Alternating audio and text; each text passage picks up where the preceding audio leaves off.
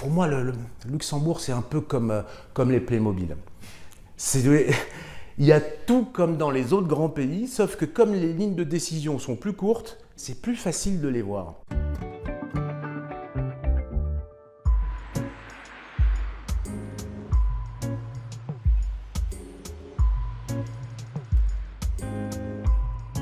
Fils des colonies. Alors je suis un fils des colonies, je le présente volontiers comme ça, puisque la famille de mon père est indienne, mais de Pondichéry, donc comptoir français, et ma mère est née en Algérie, qui était la Kabylie, donc une région particulière, donc qui était elle française. Et ils se sont rencontrés en Tunisie, ces deux-là. Donc voilà déjà deux immigrés de pays francophones, qui pour s'aimer, pour des raisons familiales, c'était difficile de pouvoir se marier en Tunisie, sont venus en France et ont eu mon frère, ma sœur et moi.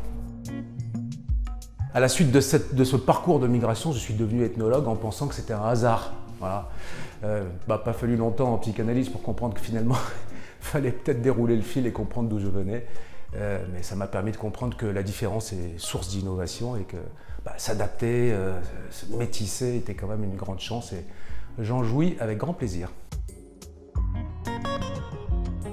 J'ai un parcours de philosophe, puisque j'ai fait des études de philosophie qui vont se terminer à Munich, en Allemagne. Après une année de prépa agrég à la Sorbonne, j'ai compris qu'il fallait retourner travailler et j'ai commencé dans une entreprise qui s'appelait Louis Harris à l'époque et qui venait de se faire acheter par la Sofrest. Voilà, donc c'était des sondages.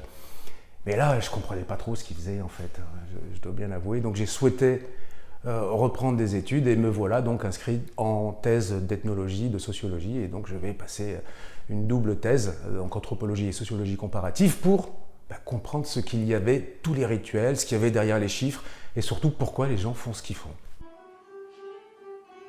Le Luxembourg va arriver dans ma vie alors que je cherchais à respirer de nouveau. La France était devenue, selon moi, pleine de préjugés. Elle était devenue la caricature d'elle-même, à savoir l'ascenseur social était devenu compliqué, et puis c'était un pays de réseau. Et c'était une France politique qui me plaisait peu, où il fallait définir un étranger, un ennemi pour savoir qui l'on est. Et là, c'est le principe de mon travail. Je travaille sur les identités culturelles. Ça veut dire quoi ? L'identité culturelle, c'est ce qui va vous apprendre que si vous ne savez pas vraiment qui vous êtes, le plus simple, c'est de vous trouver un ennemi. J'arrive au Luxembourg en 2010. C'était la volonté de jouer avec les deux langues qui me façonnent, à savoir l'allemand et le français. Le Luxembourg s'est imposé comme l'adresse idoine justement pour pouvoir m'exprimer dans ces deux langues. Et c'était sans compter sur ce multilinguisme que je ne soupçonnais pas, cette langue luxembourgeoise que je ne connaissais pas. Et puis ce pays tout à fait inconnu finalement, un territoire d'exploration incroyable pour un ethnologue. Il fallait réfléchir sur l'évolution de la place financière, il fallait réfléchir sur l'évolution de l'industrie, sur l'intégration d'étrangers qui font fonctionner pour une grande partie le pays. Donc voilà, pour un sociologue, pour un ethnologue, pour quelqu'un qui travaille la science humaine et les relations, c'était l'Eldorado, c'était le pays rêvé. L'une des grandes études que j'ai pu mener au Luxembourg, c'est cette étude sur les entrepreneurs familiaux.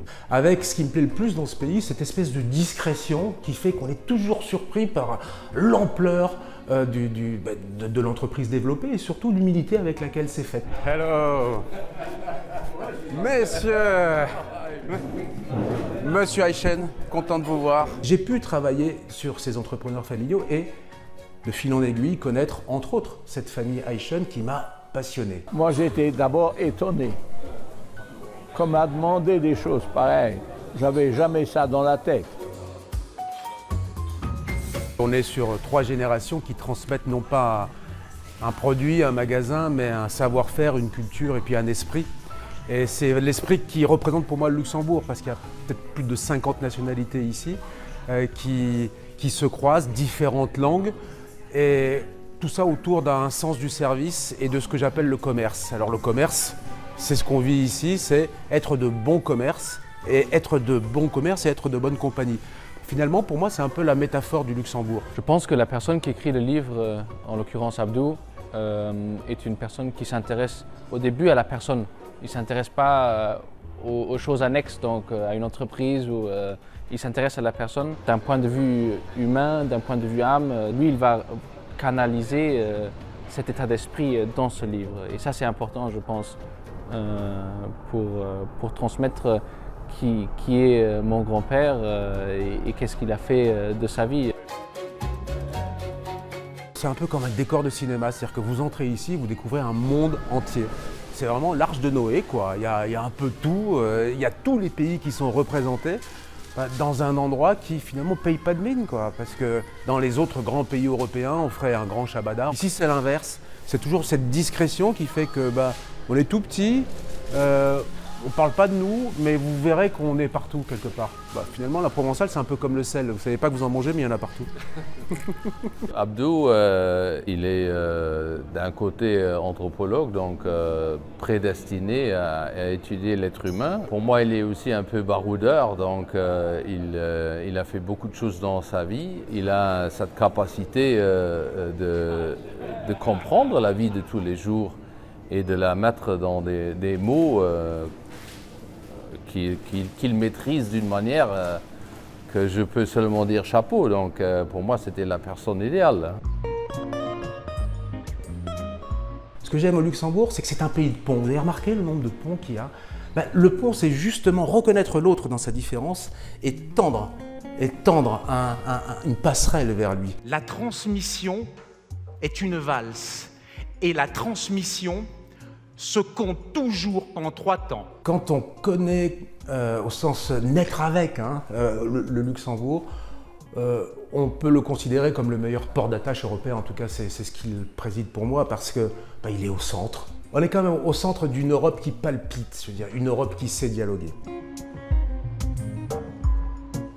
Il y a plusieurs raisons qui font que je reste au Luxembourg. Déjà, ça me permet de perdre mon agitation.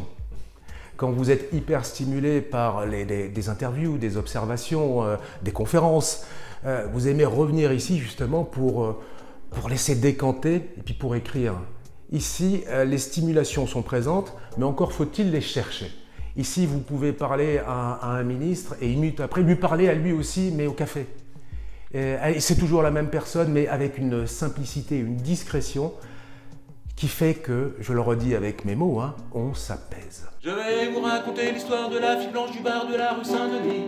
Le Luxembourg, c'est un pays qui se dit pratique. Alors ils aiment dire qu'ils sont pratico-pratiques, qu'ils n'entendent rien à la philosophie et qui vous laissent avec vos grandes idées. Et pourtant, c'est pas vrai du tout, parce que quand une idée résonne, ils mettent du temps, mais ils savent la mettre en acte. Et c'est justement en tressant, c'est justement en improvisant, en faisant du jazz peut-être, que de nouvelles lignes harmoniques vont sortir, de nouvelles mélodies, et c'est ce que le Luxembourg fait excellemment bien. Je suis bien ici parce qu'ici, on jazz. Ici, on improvise. Elle fait